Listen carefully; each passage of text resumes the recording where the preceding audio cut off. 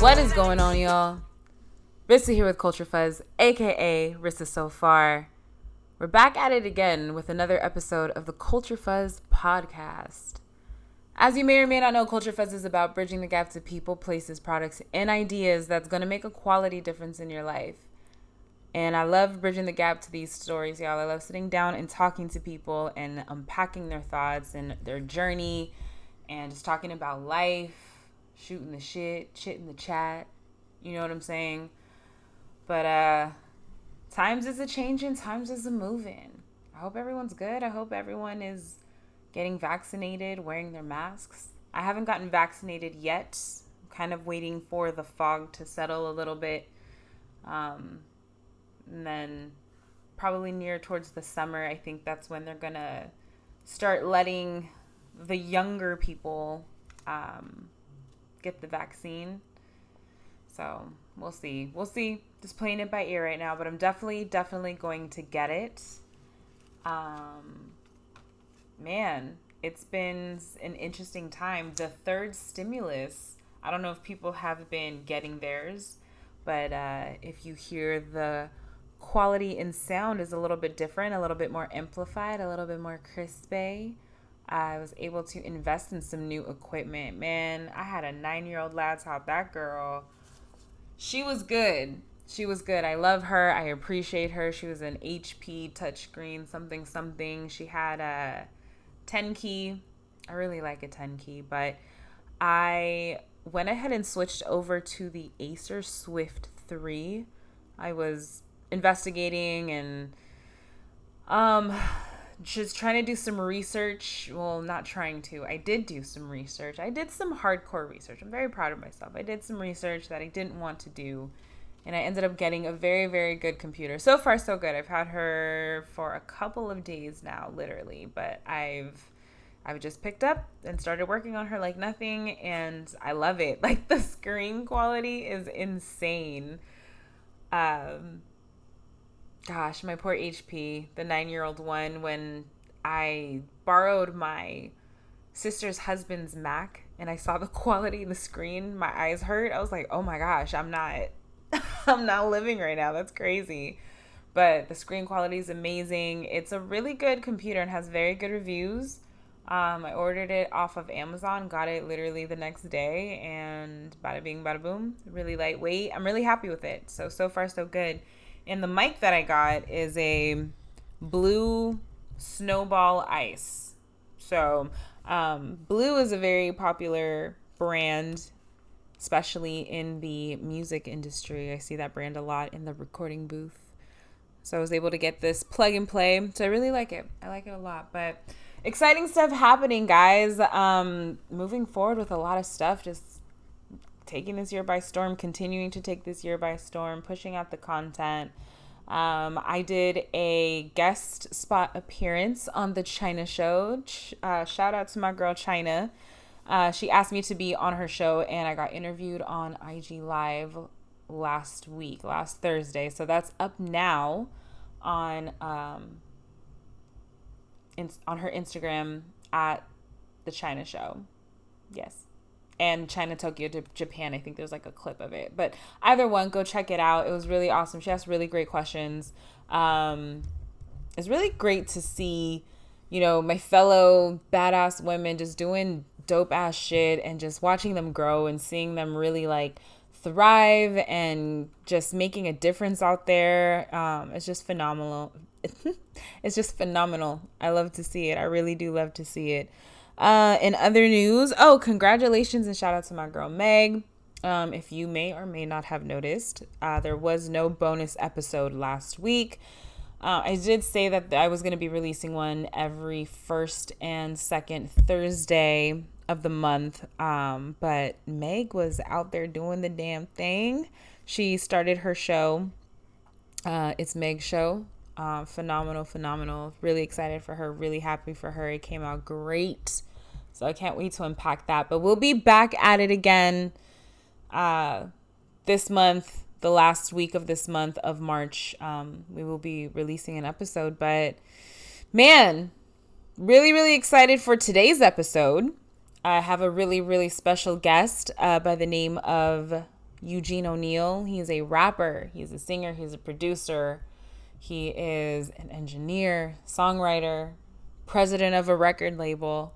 Also happens to be my significant other for a better part of a lot of years. We've been together for a while, but that has nothing to do with the talent that this man has, the brilliance, the excellence, the quality in his sound, his music, and I'm very, very grateful for his time and his energy. So I invite you guys to listen to this conversation with an open heart, an open mind.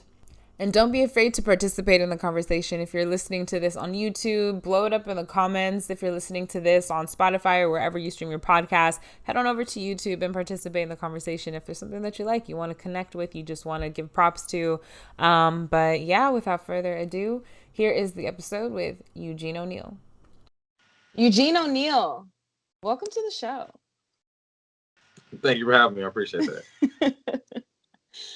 So I was just telling my listeners a little bit about who you are, what you do, and I wanted to give you a chance to just kind of like tell the world who you are, what it is that you do, even though I gave the introduction, but I want them to hear it from your mouth for those who don't know who you are. Well, my name is Eugene O'Neil. From Rialto, California. I'm a rapper, artist, singer, producer, engineer, kind of a jack of all trades. I kind of do it all. Recently just got I'm a signed artist, and I'm the president of the label Social Club Recordings. So yeah, so you've had a really, really busy 2020 aside from the obvious. It kind of seems like a lot more picked up for you musically in what was supposed to be more of like a dormant year. Yeah, musically, I can't front that. It was actually a pretty decent year musically. I dropped an album in March 2020, right when the pandemic started actually, and then I really honestly I didn't know what was gonna happen from then, and then I got with the label, and I mean things kind of took off from there. Musically, probably done as far as like being able to pay bills and stuff like that. Musically, this is probably the best year I've ever had. That's incredible. Huge congratulations on that. I think any type of money that you make on your own accord is like the best type of money. So super congratulations on that. And I wanted to elaborate on that further. I was actually talking to Tajare on my last episode, and she was diving into being an independent artist, not only in this current day and age, but during the pandemic. And I kind of wanted to get your, let's say, I've known you for a long time now, let's just say 5 years ago. What is the biggest difference that you've seen being an independent artist? And then the second leg of that, what is it like being an independent artist during the pandemic? All right. Well, the first part of that, the pandemic has made it an even playing field for independent artists. Basically, the signed artists, the major artists, a lot of them, you're seeing it too. A lot of them kind of just got in by luck. You know what I'm saying? I mean, which is part of being an artist. Got in like in the industry. Exactly, it's part of it. But you also see how much they didn't know how to survive without that running engine. And you're basically seeing that now. And you're seeing independent artists who are busting their tails all the time reap the benefits of what's the saying? You work harder, working hard beats talent. Hard work beats talent when talent doesn't work hard. Exactly, and that's pretty much, and you're seeing that right now. And I'm myself, I'm a bit of a product of that. This year especially, I was able to doing the work that I was already doing, and then just kind of multiply it or 10x it, with like they say, this last year, and was able to kind of get on an even playing field with some of these major artists. You know what I'm saying? Like I've been able to talk to a lot of them now. You know what I'm saying? I feel like that, like we're peers now, as opposed to like 5-6 years ago, where the industry, they pretty much, you were just you were, it was a little harder to get into. It was a lot harder to get into. You know what I'm saying? It was, if it wasn't who it was like who you was fucking. If it wasn't fucking, is who, if this is like your aunt or your cousin or somebody like closely related to you, to get you out there as fast as some of these artists have. Excuse me. So that's the difference there. And being an artist now, I wouldn't take it. I would rather stay the course right here. You're gonna see, as an independent artist now, you're gonna see a lot more return for what you're trying to do. Oh, a lot more returning. What do you mean? A lot more return, as far as anything that you put out independently. You have these major artists, major platforms, who don't know necessarily how to navigate like these independent artists. So you got the independent artists taking over the social media concept, everything, and that's pretty much what runs, the business right now. And you got these cats out here killing it, man, making money over fist more than these signed artists. Matter of fact, they're not, what's the word I'm looking for? They're basically cutting out the middleman. Pretty much, they are that person. They are the plug. Well, it's completely changed. I mean, going back to what you're saying about, being in the industry or breaking into the industry, like, we all know that no matter how talented you are, once you reach a certain level, it really is about who you know. Because it's like, at this point, you can find a very talented singer, artist, creative, like, they're a dime a dozen nowadays. But nowadays, it's not just about the talent, it's about the packaging, the charisma. What else can they do? Are they a triple threat? Is all they do is sing? So you have all of those, and then on top of that, you have to already have these relationships or develop these relationships just to, like, get into a studio session so you can meet the right people, right? Absolutely. That's how I remember it. That's how it was. I mean, and now, I mean, it's still, to this day, it is still now, but it's a lot easier for independent artists to kind of just do it themselves, Right. It's not like, I don't need to necessarily sell my soul for this meeting. I can go pay for my own ads and network my own way. Ads, or I can go to the same studio, just a few years ago that was charging up the butt, but now, since the pandemic, they need money. I can go to the same studio and go do that.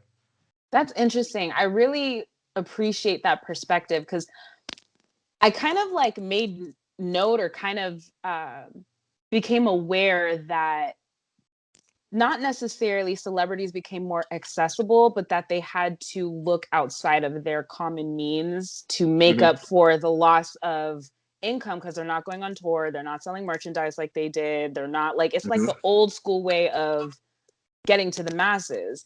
So now here they are, they almost have to not even dumb themselves down, because that's not even what it is. Like, the internet and streaming and all of that stuff just kind of created this more expansive lane to get people's music out there. So do you feel the pandemic the pandemic forced these celebrities, rappers, to have to figure out how to connect with their fans online? Like, were they doing it this much before?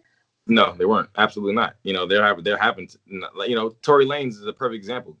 He was able to find a piece of a niche during this pandemic and connect even more so with his fans. Like, I'm not sure if he's signed to a major or not. I don't think he is, but if he is, what I'm saying, that major is probably capitalizing off what he's doing, probably getting more money off that, just as aspect. He has like another way to get to the fans. When he had like the Tory Lanez radio during this whole situation, like, it was literally a club. He had a cold club setting in just his room, and he'd have millions of people viewing, just sitting there watching him. You know what I'm saying? And that's just extra revenue for him. So if you really just sitting there, artist, what was he doing? Sitting there with the microphone, doing the DJ, playing different songs and shit. And people was probably just vibing, like, okay, like, killing it. He was killing it. When you do that whole live situation, he was low key like breaking streaming numbers at one point. What else have you seen? Because I know you like, you're not just an artist, but you're a businessman, and that's like another thing that I want to touch on with you. Like I said, it's been a very expansive year for you. But as a creative / entrepreneur / businessman, and I know that you follow a lot of, your idols or people that you look up to. You follow their business moves pretty closely and you pay attention to patterns and you're extremely observant in that sense. What other patterns or what other artists have you noticed kind of step outside of like, oh shit, like I didn't expect them to do that? Like what other patterns have you noticed with the result of the pandemic? A lot of you're able to find out who are the industry plants and who are like the real creatives when it comes to this, Interesting. Those who are like who have survived through this pandemic as an artist, instead of having to scam their fans, which we'll touch on that I guess a little later, but writing that note down. Yeah. But I mean, you'll see. Again, I'm going back to Tory Lanez. Finding other avenues to survive. Yeah, and being more creative and wherever. And it's interesting because situations like this, I like to compare it to, the Great Depression. What's it called? What was the Dark Ages, stuff like that. Like there's always this time of collapse, and in the midst of that collapse, you get to see who the innovators, the genuine innovators and creators are. Who the people are who are going to continue to run this country, make this country or make this world continue to survive. There's only, you think about it, man. I'm kind of getting real deep here. You think about it, man. Like there's only a really, really small handful of people who run this world. You know what I'm saying? Right. Those are the people who get out there and we like to refer to them as the 1%ers. Those are the super 1%ers, small. And it all goes down to the type of mindset that you have. If you don't have that mindset of wanting to be better in yourself, then you're not gonna go past what's given to you, which goes to, like I said, these industry plant artists. Some of these artists have no motivation. They're just here just to collect a check, and you see it. You absolutely. Can I ask? Like, well, shit, yeah. You got your Lil Pumps of the world. You got your the little rat kid from New York. I don't know any of these little child, small, tiny people. Okay. Oh, Takashi. Don't want to say his name. Yeah, I'll say it. Well, you got people like that. Like he doesn't like even that troll situation doesn't even work for him anymore. You know what I'm saying? You got. I look, you want to check out his documentary on Amazon. I think it's on Amazon. They did one of his yeah. He has a few documentaries, but I'm always curious to know the mindset behind the monster. That's is it not that he's I don't want to call anyone a monster. Like everyone has a story. Everyone has a story behind their decisions, and I'm not saying that he's correct in the decisions that he made, but I'm curious. It's like what thoughts did you collect and philosophies did you develop to bring you to this point where like you just said fuck everybody? I don't know. I'm curious. I'll read the biography if he ever writes one. Yeah, but you got those people like who obviously you see they can't survive without that large engine behind them. They don't know what else to do. Like people do, like they go out doing some of the dumbest things. I can't think because there's so many artists who go out and do dumb shit just to get attention, just to get recognition because they don't know how to do it.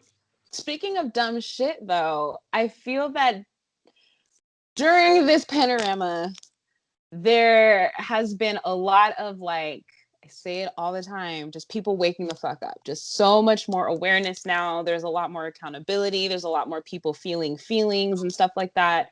And it's interesting to see the community hold celebrities accountable for things that they even did decades ago, where they're bringing up old stuff. Like, for example, the whole Free Britney thing is happening. So Justin Timberlake is back in the media, and he's actually getting reprimanded by his following for the whole Janet Jackson thing that happened how long ago?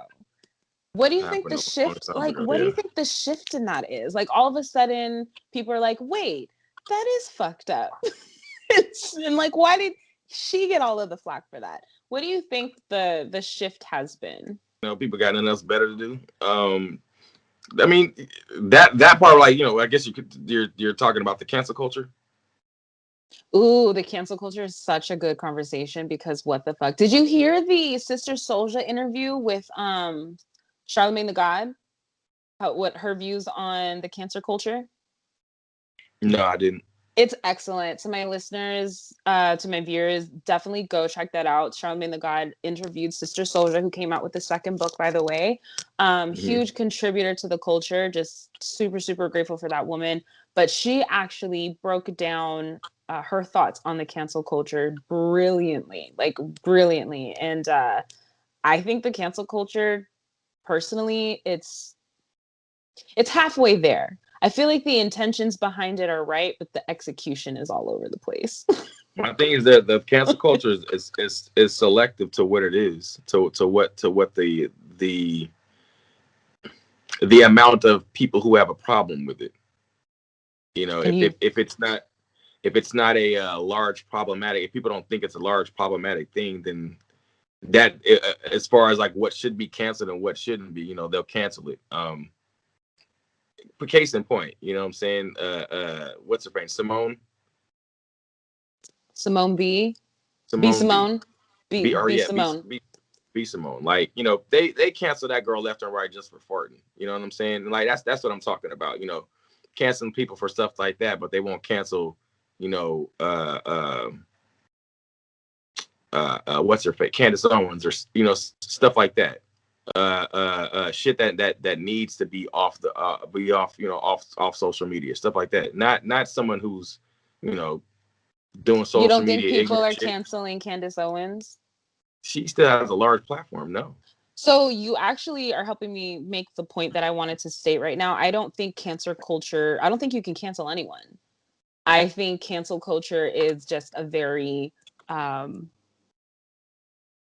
in style phrase to say right now, but you technically, like, I haven't seen anyone where they're like, oh, they're canceled, and then they've completely been shut out of like the internet or their platform or not getting any more views. And like, I don't think it's not a real thing. Like, you can't cancel them. So as much as, you know, people want to be like, oh, Candace Owens is canceled, B. Simone's is canceled, she's still selling her lip gloss and her beauty stuff, she's still getting views, she's still getting followers. Same thing with Candace Owens.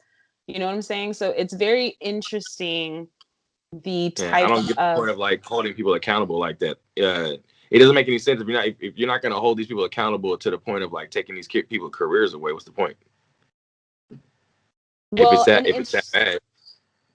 See, and that's the thing. Like, I think the point that people are focusing on with the cancel culture is the wrong point, because the way that Sister Souljah tied it into, she referenced free speech. She's like, there's this very fine line that we're crossing when we're imposing this cancel culture onto people. You know, like, free speech is about, she said, it's going as far as being in a movie theater and yelling out fire. That is how far free speech can go. It's only when your speech begins to harm others that it starts to become dangerous. So with cancel culture, you're taking away that, like, the constitutional right to be like, I fucking believe that the sky is made of fuzz and it is what it is. You know what I'm saying? Like, they can fully believe that. They're not hurting anyone.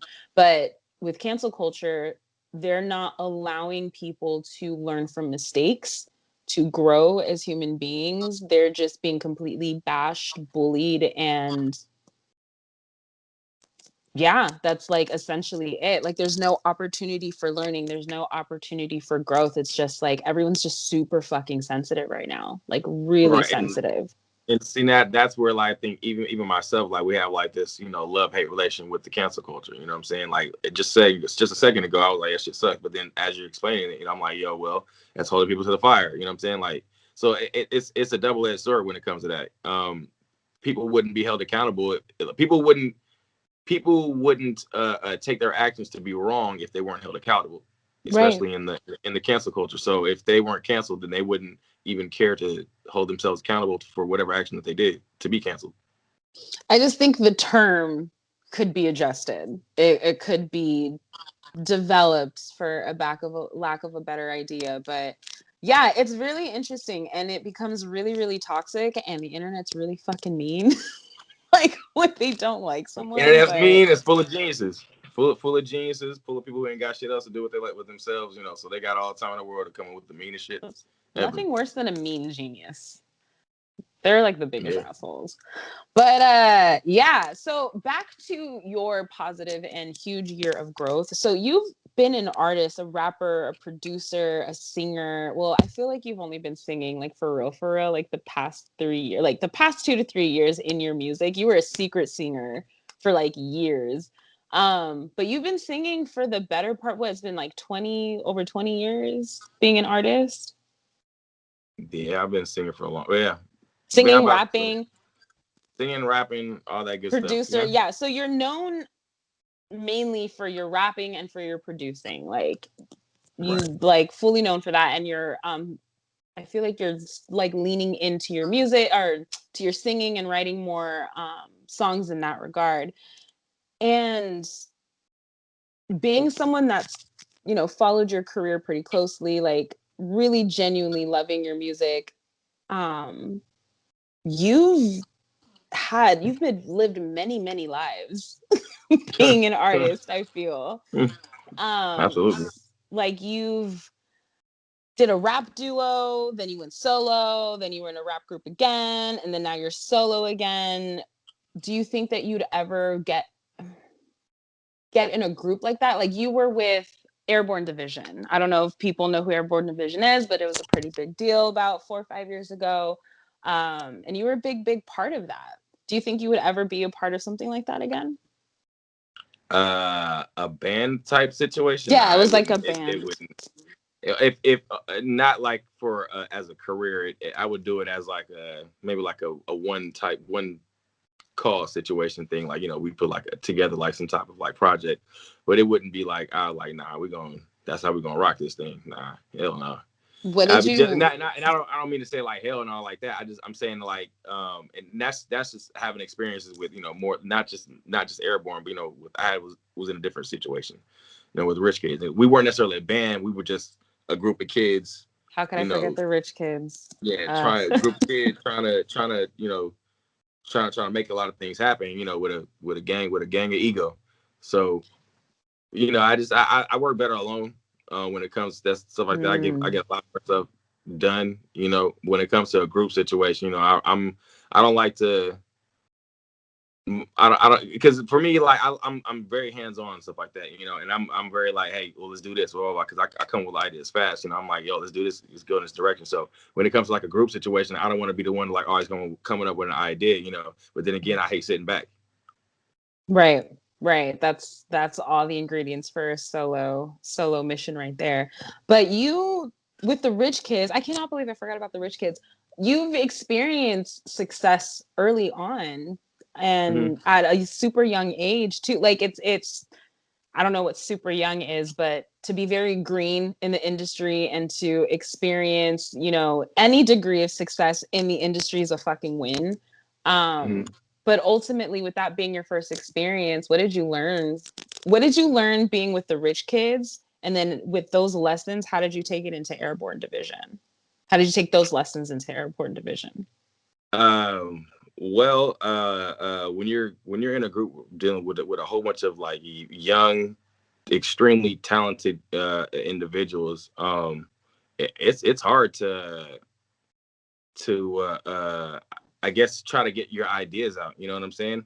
And because everybody has one, everybody has an idea, everybody has something that they want to do. Shit, hell, it was hard just to get songs created, just because everybody wanted to go into a different direction, or you know, it just hard. Yeah, you got to go into it without having an ego. In at you know 19, 20, 21 years old, who doesn't have an ego? You know what I'm saying? Right. Especially if you're getting bigged up by some pretty large names out there. Yeah. And you're kind of the shit, you know what I'm saying? Like a little bit of money's coming to you, and you're like, hell yeah, I'm what, 22, 23? Nobody tell me nothing around here, you know? Yeah, I would have been the same way. Like, we out here getting bitches, we getting our little checks, we're out here performing, we've got a little bit of clout. Absolutely. Blow all the smoke up my ass. Absolutely. Right. Definitely. So, I mean, and then when it, and it would actually come down to all of us, you know, getting into the studio and making something happen, man. You know, it was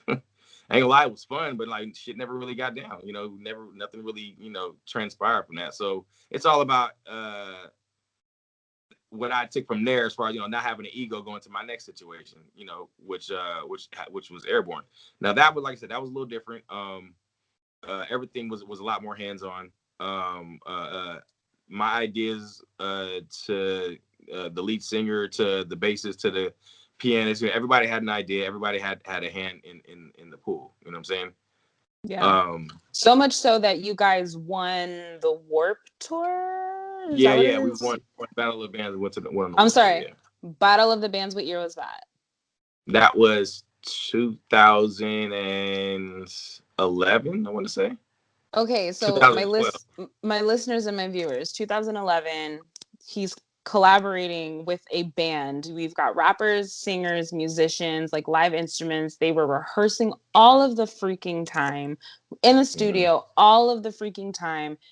Y'all had your fun, but they also worked really, really hard, because winning something like Battle of the Bands and going on the Warped Tour is not an easy feat. Like you've got to be clean. When I tell you gotta be in pocket, you gotta be everything gotta be on point. And like the rehearsals were fun, but there was no bullshit. You know what I'm saying? Like paid for studio time, been to large rooms, having to 4 and 5 hours over and over and over and over again. Yeah. You know what I'm saying? That and then having to do that shit a few times throughout the week, and then actual when you get to the show, having to rehearse again, and that shit gets tiring. And we ain't had no roadie, so it was break down equipment ourselves and build that shit back up. You guys were fully independent. Like one of the leads, like you had like a family member that was like managing everything, down to the tour bus, to the freaking moniker sticker on the tour bus. It wasn't, you guys didn't have stage coaches, you didn't have a choreographer, you didn't have vocal coaches. You guys I remember you guys would videotape your rehearsals and your shows and watch that shit back like a game tape. And be like, you need to do this, you need to fix this, and blah, blah, blah. So, but with all that rehearsing, how did that, and I know this is a silly question, but like independent artists for some reason feel like they don't need to rehearse. And I don't understand. Like even a singer, like when I was assigned singer for a year, it's my favorite story to tell.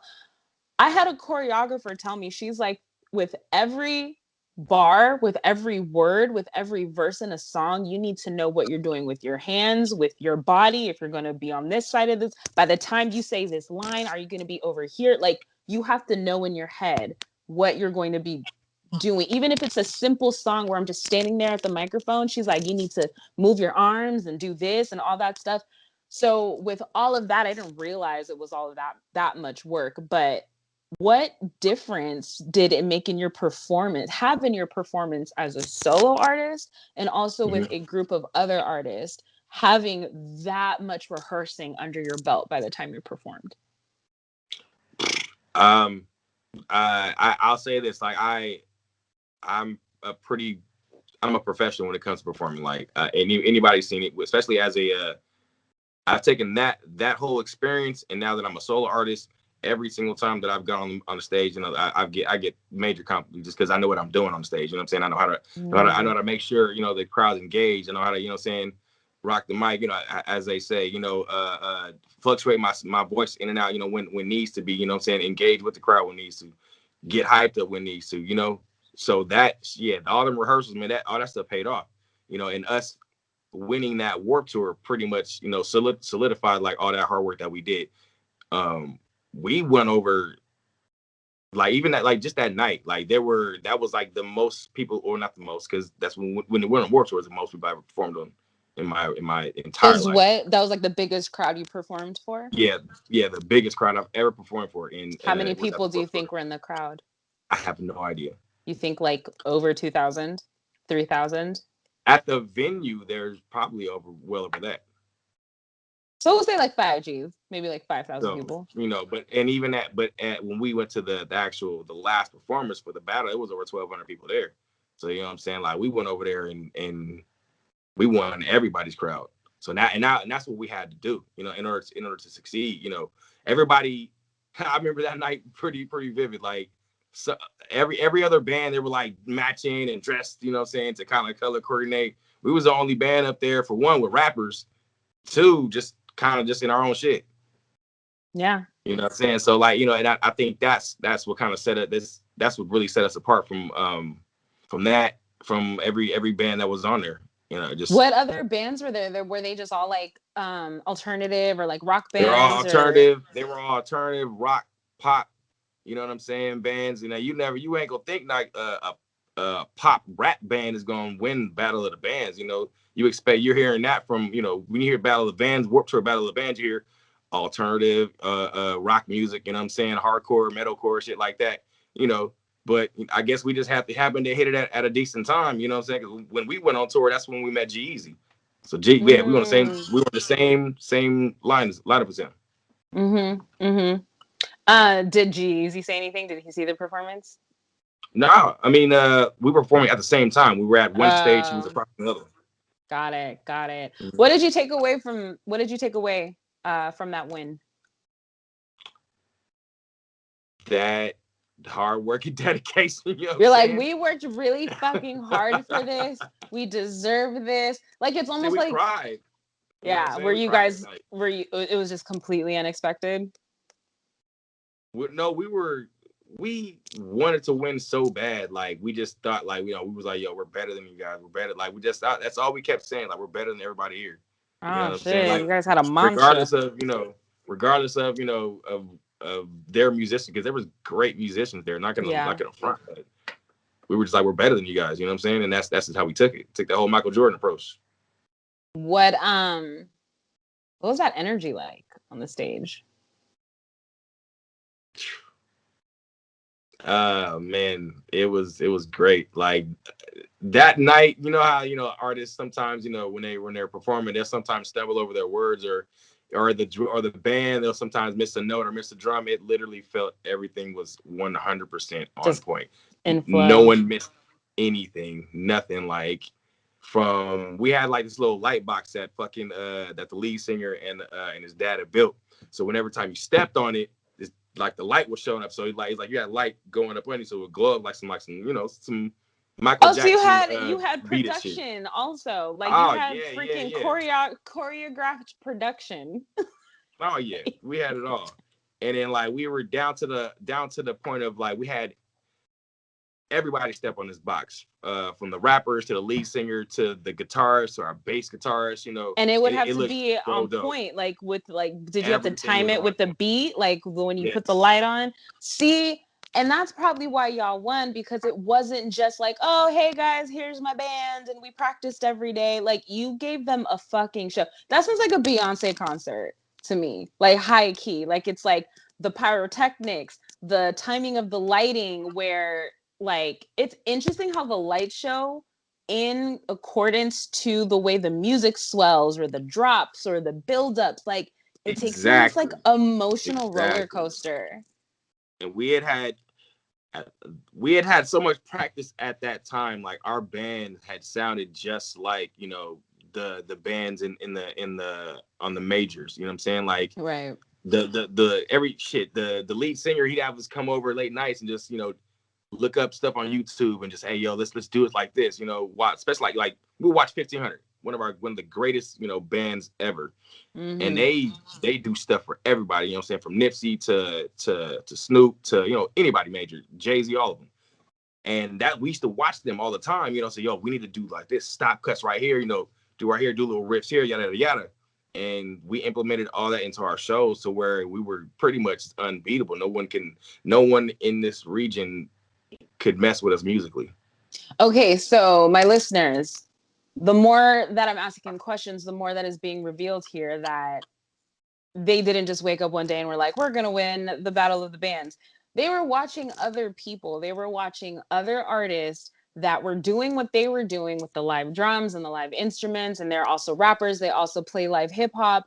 And they were paying attention to the small technicalities that made that difference. Like, think about it. If you've ever gone to a concert and you're listening to your favorite song live, but there's these small differences in the way that the drums are going, where the beat stops because they're being more dramatic with a performance, or, you know, instead of a loud trumpet, they're doing like a soft flute. Like, it's very, very, very intricate, these small changes, but they make the biggest difference in how the crowd receives it.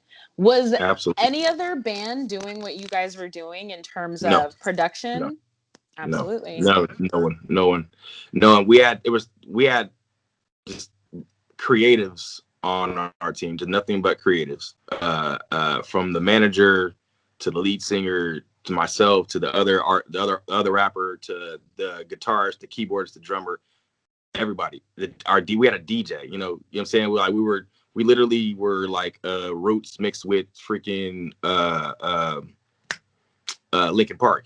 You know what I'm saying? Mm-hmm. I was just thinking Jay-Z and Linkin Park when they did the mashup album. Right. Mm-hmm. But like we had, you know what I'm saying, like Southern church swag with Travis Barker.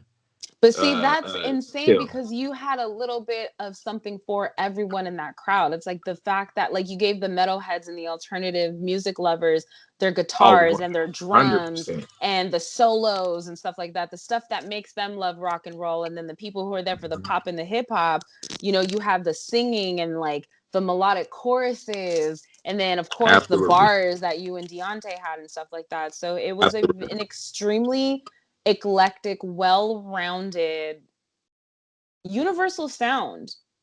Very much. That is that still to this day can be played now and still be named as classics. You know, this is it's classic music. It was never dated. Like, we were way ahead of our time with a lot of music we made. Way ahead of our time. And if you guys want to judge it yourself, you can actually still find some of the Airborne Division music on YouTube and stuff, right?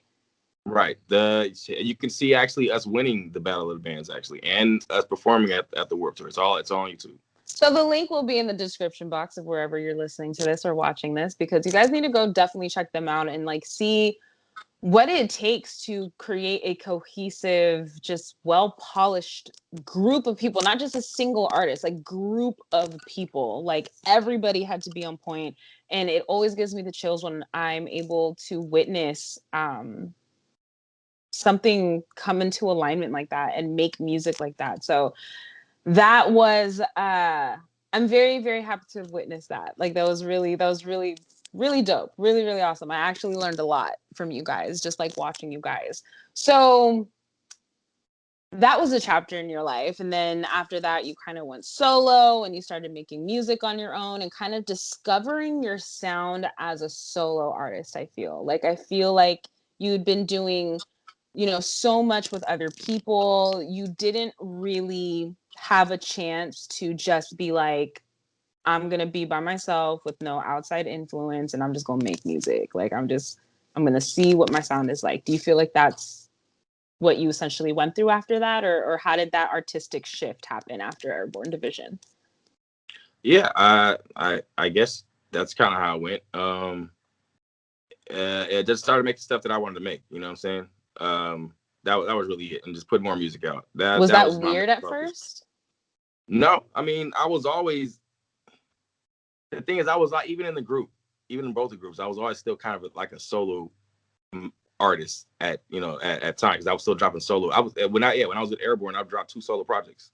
You know, excuse me. So it wasn't like I was transitioning from something different. You know, I was just focusing more on myself after that. You know, everything was just it was no longer about the team. It was now it's myself. Okay. And before going into Airborne Division, me personally, because again, like, I've listened to pretty much all of your music from before Airborne Division, during Airborne Division, and afterward. And I personally think, and you guys can all go find this, like, his old rapper name is Ominous, which I need to ask. We're going to talk about that in a second. So he goes by Eugene O'Neil now. But if you want to find his old music, you can look it up, Ominous OMIN. OUS. And there's a Oh, period after every single letter. Yeah. But I spell it with a acronym. dollar sign. Yeah, I spell it with a dollar sign at the end. So and you have to type it in with the dollar sign. Yeah, you have to type it in exactly how we're saying O.M.I.N.. And so glad you fucking changed it. I'm so much happy. shit. Yeah. Do you remember? Can you tell the lovely listeners what the acronym stood for? What ominous is its own word. That's an actual word. But because he's a fucking rapper, it's also an acronym. Yeah. One more intelligent nigga's outstanding use of speech. And then I switched it up to sound like So I was like spoken word. One more. Yeah, I was like, so when I came up with the name, and I was at a fucking coffee shop. You're also really young, like really young. Yeah, I was at a coffee shop. I was a big backpacker hip hop head. So me and the homie, we was sitting there coming to because my old name was Cicero, and I was like, oh my god, what? Yeah, my first rap name was Cicero. I didn't even know that. What? Yeah, my very first rap name was Cicero. What the fuck is a Cicero? Cicero was a poet back in the sounds like Shakespeare. Back in the Renaissance, or it was the Renaissance, or I can't remember. Yeah, but he was a poet back in the day. And so I took that name. Was he a black poet? There was something like, no. Was he a black poet? During that time, he could have been. How history tells it, he probably might be white. I feel it. So you went from Cicero to ominous, and then and it hasn't even been that long. It's been like fairly recent. What, like 2 years ago, you changed your name again to Eugene O'Neil, which is a play off of your real name. But talk to me about that. That is my real name. That is my real name, Eugene O'Neil. Not in that order. Yeah, it is. Eugene O'Neil Barclay Kid. Oh, okay. I didn't know you were gonna say your whole government name, but okay. Well, yeah. Well, yeah. Please, look, don't steal nothing. You just be trying. What you ask me? Describe that shift. Describe, why you wanted to go from ominous to Eugene O'Neil. Oh, I was tired of having to type in my own damn name in YouTube. I was like, this is ridiculous. That was like number one. You had to do O.M.I.N. Like, I was like, as I was like, more as I was focusing more on learning how to market myself, learn how to, as an artist, and how to grow and stuff like that. And you got to think about things, how is the fan? Like if you're a true fan, yeah, you'll go about busting your ass. But then that would mean I would have had to put in so much work to get true fans to be able to do that shit, And then so I'm looking at okay, so the brand new fans. Ty Dolla $ign did it. ASAP did it. Yeah. ASAP did it. Ty Dolla $ign was like, no, you don't spell it. That's a different thing. Like, they came with followings. You know what I'm saying? They came with major followings, you know what I'm saying? So that's if I came with a major following, I probably still would have kept ominous. They still had to teach their major following how to type in their name too, though. But I understand. Like I'm just giving you shit. Like I totally get it. You're sick of typing in your own name. You can only imagine what your fans are going through. Yeah, exactly. So that's how I took it. And then I hated when people call me ominous. I was like, yo, just call me my name, man. It's my name Eugene. Just call me that. Or ominious. Or a lot of niggas just didn't know how to say the fucking word ominous. Like, yo, it's ominous. They were like, Eugene. No, they just say Eugene, my nigga. Like, it's Eugene, man. Ominious, omnipotent. Pretty much. Nah, bro, just Eugene, man. And I hated it in passing. And ominous. What's up, man? So nah. It's all dark and mysterious. Yeah, and then like Eugene. I like my name, Eugene O'Neil. I like it. It's a dope name. Yeah, you don't meet too many Eugenes nowadays. Nah, I feel. But it was either that or Eugene Kid. My kid is a dope last name too. So you've got good stage name. You have four names in your name that would all make great stage names. They all make great stage names. So I got lucky with that. I thank my parents for that. How did do you think a lot of people are more receptive to your new rapper name now? Way more receptive. Easy. It rolls off the tongue. People can type it. You know what I'm saying? It's easy to put in on Instagram and all that good stuff. So yeah. Eugene O'Neil. Ladies and Right. gentlemen. Do people still call you Ominous? Some do, but those are the black people who who know me from the past. Ah, got it. So if someone calls you Cicero, that means they've known you for a very long time.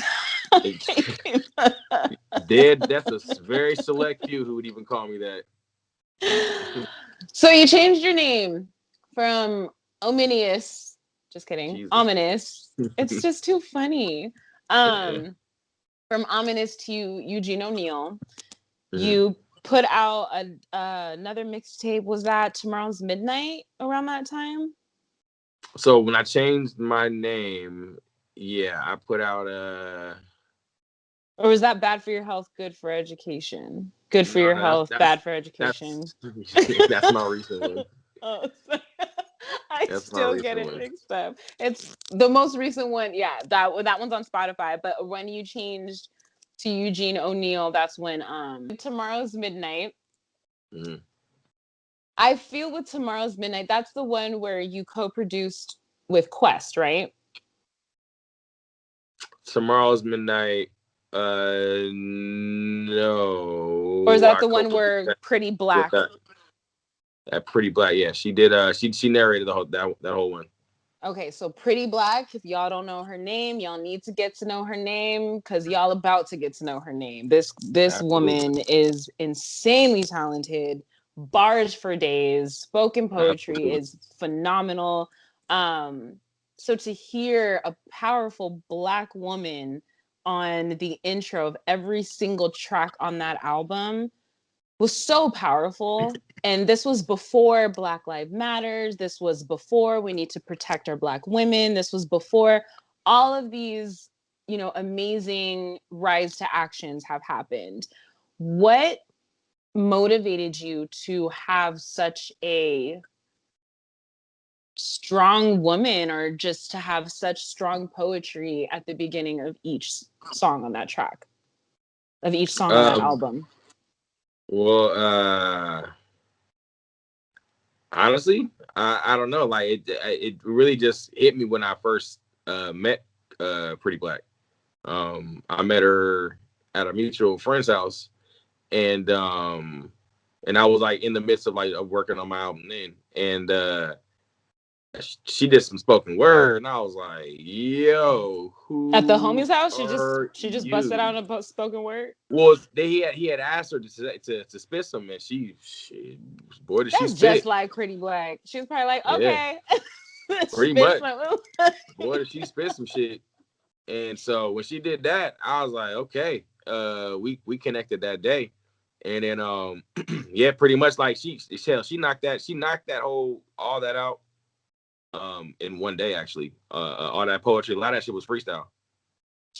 It was incredible. That was my first introduction to Pretty Black, and I don't even think I knew or we knew that she could rap at that point.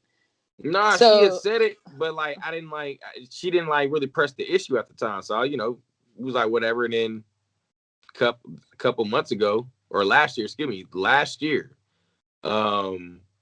was like, "Yo, bro, I want to get in the studio and rap this shit." I was like, "All right, cool, whatever, come on over." And Eugene's like, "Okay, you cute, you gonna rap." Yeah, it's like, fuck, you gonna rap. It's like, say you fam, we get here and do it. So load the shit up. It's the Devil's Pie beat, and from go, I said, "Who in God's name are you?" Like it was. Yeah. What were you expecting? I don't know what I was expecting. That's the thing. Just not for her to just spit pure flames. She raps like a man. Not that. She raps like a man. Like it's insane. Yeah, like, and I don't mean it in the sense of like she raps like about bitches, like in that type of sense, but what I mean of like, think of like old Queen Latifah or old Lil Kim. She's a rapper's rapper. Like that's like I don't like comparing men and women rappers, especially ones as skilled as she is. she's as rapidly rap dope as you can get. You know, she's on that bar for bar. And I call her the female Kendrick because she is literally just a woman version of Kendrick Lamar. And not to compare men to women, but the reason why I point that out is because, and I'm guilty of this too, I have this microaggression or this premise that women for some reason cannot, my automatic, like this is just what I've been taught, women automatically cannot rap like men. Like I don't mean, trust me, I know that, and I know how that sounds, and I slap myself on the wrist as soon as I say it. But it's always because it's like,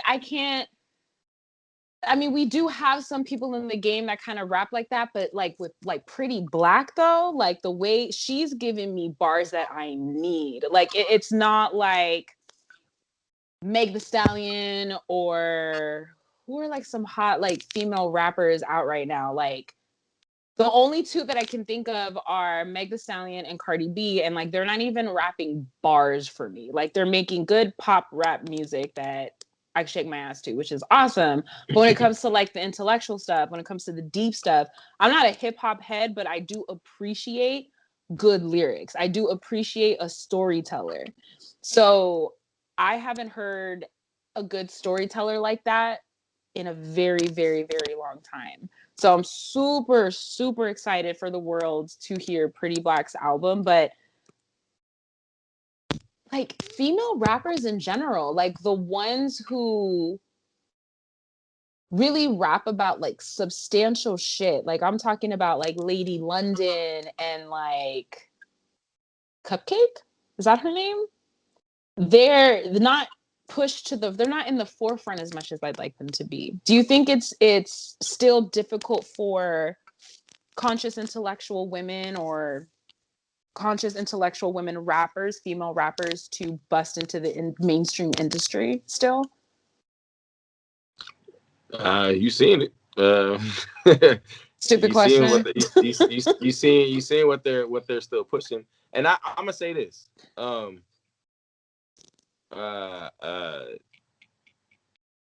Meek the Stallion, she of all the poppy rappers, she can put some words together to be that are pretty up there in intellect.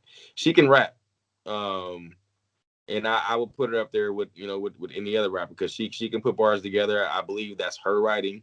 And she's a scholar too. She's still a kid. Going through college. So I do believe that she's able to put pen to paper and burn some people. That being said, she also has a market. Look what she looked like. You know what I'm saying? Like look how she look how she puts it out there. You know what I'm saying? Which is why I say mainstream, because I understand it's different. It's a different ingredients.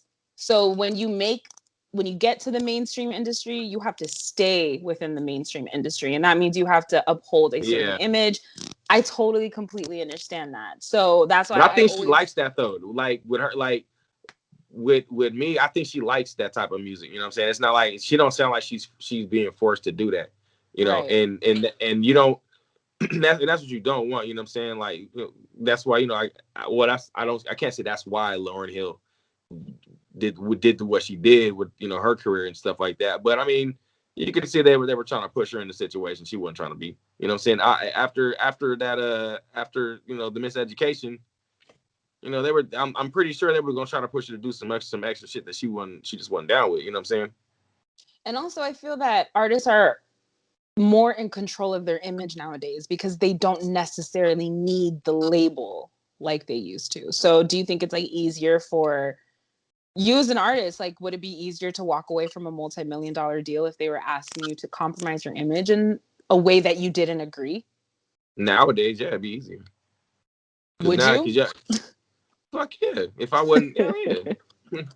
Like if I already got my engine going now, you know what I'm saying, and I don't want to do some shit that whatever may have you that they want me to do, then okay, let me go. And I've got a fan base. Thank you very much. I'll take this and run. Right. Yeah, it makes a huge difference when you have that little bit of control. Speaking of labels, so Change Your Name, met Pretty Black, and we have our really good friends, REV and Valencia Stacks. They started their own independent record label, like local independent record label. And they came to you and brought you on initially as just like the producer, not just the producer, but like as a producer. Yeah, as a producer and artist and an A&R. And an AR. And then that's when you brought in Pretty Black. And the label literally started like a year ago. And you guys are going on your second year. The growth and the traction, excuse me, that Social Club Records has already generated. The content. Huh? Social Club Recording, sorry. I'm so sorry. Social Club. I want to call it SoCal. Like it's terrible. Like what? I just disregard people's names. Social Club Recording, but we're just gonna call it Social Club because I'm not gonna keep saying Social Club Recording the entire conversation. But Social Club Recording. So you brought Pretty Black on as an artist as well, and then a lot of music was created. There was a lot of artist development, contracts being written up and stuff like that. What made you want to just sign on, with a local, take that chance with a very green, very brand new local record label? The ambition, and plus I know Stacks, and I knew his ambition. I know what he wanted to do, and to get where we want to go, you have to have a team. You can't do it by yourself. And with previously working with Stacks, it was just really just a no-brainer because he's one of those people like you want to have on your team. You know what I'm saying? Like you're gonna watch him grow with or without you. You know what I'm saying? Like, and you want to be a part of that. You know what I'm saying? He's that type of person that you want to be a part of that because you're gonna be upset if you didn't. Right. What can you describe some of that ambition that you recognize that made you want to be like, damn, like the way that they're moving, I'm trying to move like that. Like just his constant willingness to not take no for an answer, to not give up, to every single day something was better than the next or than the day before. He was always hitting me up like, man, I got this going, blah, blah, blah. A couple weeks later, man, I got this going, yada yada. So it's like he's not no lazy nigga. You know what I'm saying? To put it bluntly, and when you don't find too many people out here in this industry who want to put something together and who believe in something to the point to where that they'll spend their last just to make it happen. Right. There's not too many people out here like that. We go back to that 1% of people. His mindset is in that 1% of people thinking. You know what I'm saying? So that's right. Like, yeah, and I take to that because I believe that's where I'm at too. So yeah, hell yeah, it was pretty much just a no-brainer. You know what I'm saying? And he has his spouse. She's just as ambitious. So it you got that team right there, and and then you start to find people who have that same ambition. From myself to Pretty Black to Nishan to Stella. Nishan's mother, and she's the vice president. You know what I'm saying? Though we got people, DeLorean. We got people who really want to make this shit happen. So yeah, it was. I would have felt like a fool, even a year from now.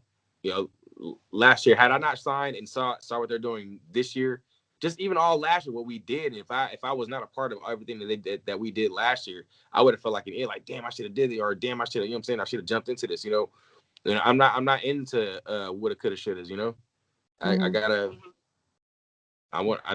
make the shit work, and being around like-minded people, like them, that's just, it was just, yeah, it had to, we like Legos, shit connected.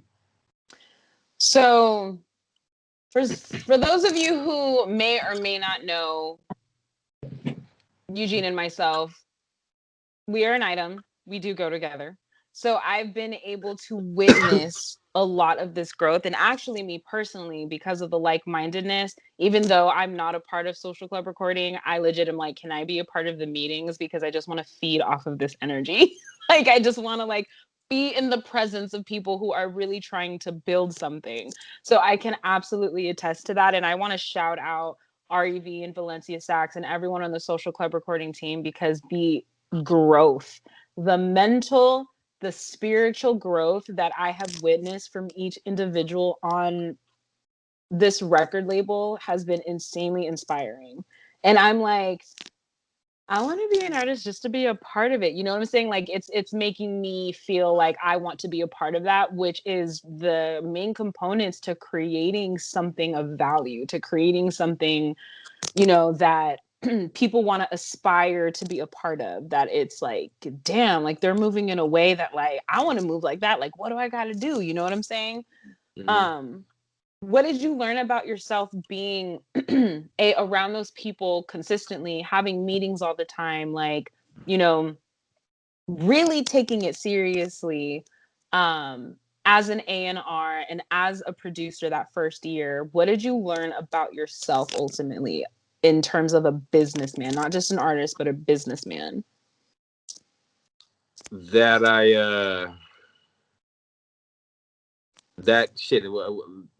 I really have like the drive to really do something like this. You know what I'm saying? Like, you always talk about it, but once to put the position, put it in your hands, you know, all right, you know, make something out of it. So it landed, the opportunity landed, and I made something out of it. You know what I'm saying? I made sure, you know, we did certain things, you know what I'm saying, when we said we were gonna do, you know. We would have loved to do done a lot more, but you know, the You guys did a Pandora happened. lot considering quarantine and COVID and all of this stuff. Like, y'all did a shit ton. Like, to just up and start a record label, and then for everyone to create their own projects, because, you know, contractually, like, everyone has to do a project or whatever. But what's also great Exactly. about the situation, I don't know if we can talk about the contracts, because I know that a lot of, not the details of it anyway, but I know a lot of independent artists lock up at the word contract. So, you know, being able to unpack the different types of contract, like, I'm sure when a lot of artists think contract, they're like, oh, it's a 360 deal. Like, you know, they're going to take majority of my money. I'm not going to own any of my music and blah, blah. I can't like work with anybody else. It's like, yes, that is the traditional 360 contract that would fuck you in the ass and like gave you no creative freedom, essentially. Mm-hmm.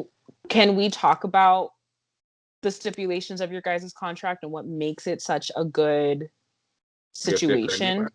It's I'm just, I sorry. mean, it's just an independent label. You know what I'm saying? I mean, if just to dumb it down for like anybody, we're, think of it as like, and this is the way I look at it. You know what I'm saying? And then, you know, being on the level, you can look at it however you want to, but this particular one is like, we don't have no control over anything that you do.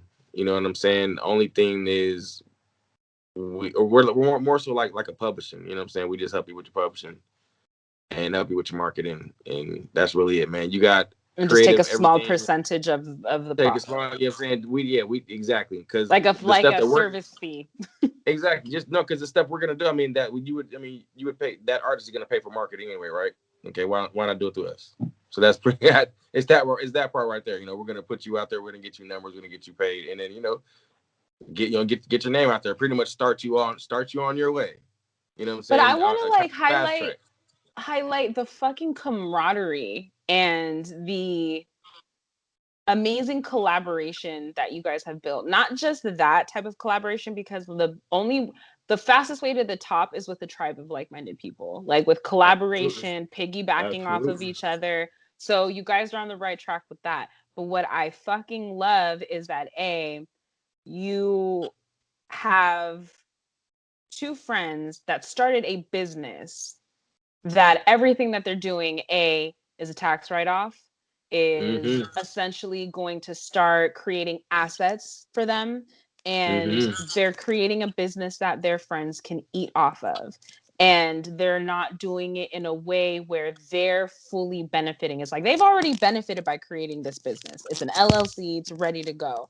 But Absolutely. now they're trying to build a community of their peers to win along with them. They're like, listen, we literally built this avenue for y'all. We don't want anything else other than for you guys to eat off of what we're making. And what I love about that is that everybody gets to eat. Everybody.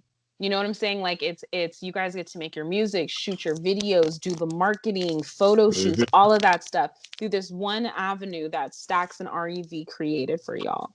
And like Mm-hmm. that's where I'm like, yo, that is the biggest fucking win, and a huge congratulations. You know, like So that's Stacks why we being like, like man, you're an artist. If you are artist, you know what I'm saying? Come to Death Row. No, I'm just playing. But you know, like, I mean, it's if I you should, I there's there's no you know, there's not any there's not any labels out there that's gonna do you like that. You know what I'm saying? You can, where it's just it's a you know, contract to be a team. Like it's literally like a yeah. contract to be a teammate. We like to say agreements. You know what I'm saying? Contracts scare the shit See, out of I people. love that. And it's not even a contract, it's an Mm. agreement. Like it's not binding you to anything other than Yeah, if you use our stuff, we get this percentage of what you make. That's that's it. it. That's it. Hell, we got, you know, And we signed everybody else artists has to to market everybody else. exactly, you know, and then hell we signed artists to, you know, to freelance deals. You know what I'm saying? You come when you want. Come That's around what's when you up. want, we'll pay. We'll flat out just pay you for your services for that time.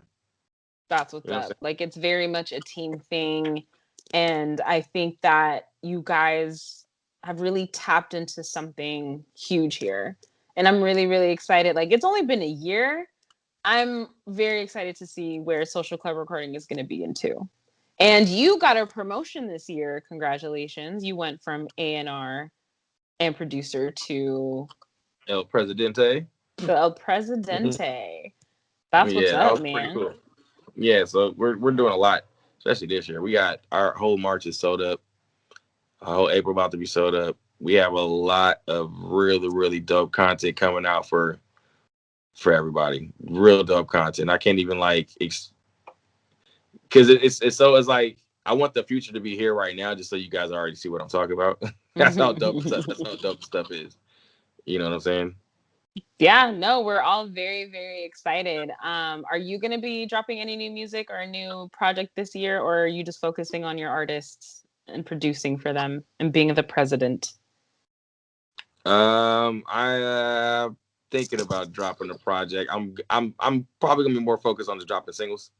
Mm-hmm. I want to I get hope dropping some so. singles, and if I get in the mood into dropping a project, you know, I'll drop something. But We'll I'm say it'll that be a is like I'm surprise. focusing. You know, yeah, I'm just focusing on really, you know, yeah, just being a better artist, focusing putting more energy into my production because you know that's what I want. You know, I want that to be like my, you know, my regular source of like income and stuff like that. So just mainly focusing on the production, like the whole rapping and song. Like I'm always writing something down. I'm always got some type of song thing going. So that's like I'm constantly on a daily exercising my brain as an artist, you know, as a rapper, as a singer, Mm-hmm. as a writer. But you know, it's the production thing. That's more of a hands-on thing. So you got to do that shit every single day. You know, just to you know make sure your shit is you're on point. As a producer, so do you make like a beat every single day or something, or? Well, I'm getting to that point now every single day. You know, I haven't done that, you know, since my, you know, my younger time. Me making beats. Mm-hmm. So now I'm, you know, getting back into the groove of things, and it's kind of fun. It's real fun now. You know, I'm enjoying it, You just enjoying the challenging ride. yourself, just making sure you're staying sharp in terms of That's it. your Staying mixing, sharp, sounds, and stuff like that. And you might mixing as well, sound, staying sharp. while you're practicing, make some money at the end of it because you're selling these beats too. Right, right, So you can right. go to The beat teller. eugeneoneilbeats.com. Exactly. Eugene O'Neil beats. Check out what he's working on. No, but that's insanely incredible, especially, you know, you think pandemic, you think quarantine, automatically it's like, oh, everything's going to take a hit. My creativeness is going to take a hit. My motivation is going to take a hit. I'm not going to be able to, move how I wanted to. But has that been the case for you? Nah, I've been able to. During the pandemic, I was, blessed enough to be able to work from home. So, that was it. That's all. I'm working from home. I'm in my studio every single day. This is, I It's I like would what be I an dreamed idiot not to of. be able to take. Yeah, I would be an idiot not to be able to take advantage of something like that. You know what I'm saying? Right. So that's exact. Look, there's somebody said, it was like a little TikTok video of this black dude. He was like, if you didn't figure out, if you didn't, if you didn't level up or anything like that during this pandemic, he's like, it just wasn't in you, dog. he's like, it was never in you. You know what I'm I saying? forgot Like, who look, said that, but he also pissed off a lot of people when he said that. but I mean, But I understand where you're coming that's from. the absolute truth. This pandemic has brought out a whole bunch of entrepreneurs. Like I said in the beginning of the conversation, it's even the playing field. So if you didn't get out there and hustle your ass off to to become an artist or to get big out here or do something to make yourself into an independent entrepreneur, then bro, you stay your ass at the 9 to 5, man. This is more, I think that message is geared more towards the people who had the luxury of developing a new skill, of being in a position of, you didn't really have any stresses outside of maybe having a couple hours cut or working from home or whatever. You're still in a comfortable enough position to like, let's acquire a new skill here. Let's learn something new. But I do understand there's some people out there who were really, really heavily affected by this, and they didn't have the room, mental capacity, spiritual capacity, physical capacity to possibly put that towards developing a new skill or creating a new hustle. So I think like, and that's the whole thing with like, people are just real sensitive right now. And I wish I could just be like, yeah, it is what it is. You got to learn your lesson and just go for it. But on this channel, on this platform, I don't condone victimization, but I do recognize that some people are less fortunate than others in this entire situation. So some people are just like, I ain't got fucking time to think about a new hustle when I'm trying to fucking figure out how we gonna pay rent and get food on the table. So to y'all, I hear y'all, I get it. But for those who were just playing, what is it, NBA 2K or PlayStation all day, or just watching Netflix all day, that message is more geared towards y'all. Well, it's geared towards the other people too, but that's a longer conversation. Yeah, I ain't got time to unpack all that, but yeah, to each their own. Everyone's faced with the decision. But the decisions that you made, you really, really went hard in the paint in growing your business, not just you musically and creatively, but actually being in the lab and being a student. And you recently went through like ClickFunnels classes and shit like that, and like how can I expand my reach, how can I get more sales, like how can I be 1% better every single day at creating another avenue of income. And how has that been for you? It's just like any other starting up a job, man. It's a hustle, but you gotta find the joy in the hustle. You know what I'm saying? And that's how you're gonna make this shit work. That's how you're gonna make it go. That's how you're gonna sell. If you're not enthused about what you're trying to do, what you're selling somebody, then how you gonna get somebody else to buy it? Right. It's like, if you're not even gonna buy it from yourself, you just think someone else is gonna buy it from you. Yeah, exactly. You gotta be excited about what you're doing. You know what I'm saying? And then you gotta always want to be willing to learn about it, learn new stuff. You know what I'm saying? Find different ways to make shit happen. Yeah, I got no problem with investing. What is one major thing that you learned that you would like to tell other producer entrepreneurs that you learned in 2020?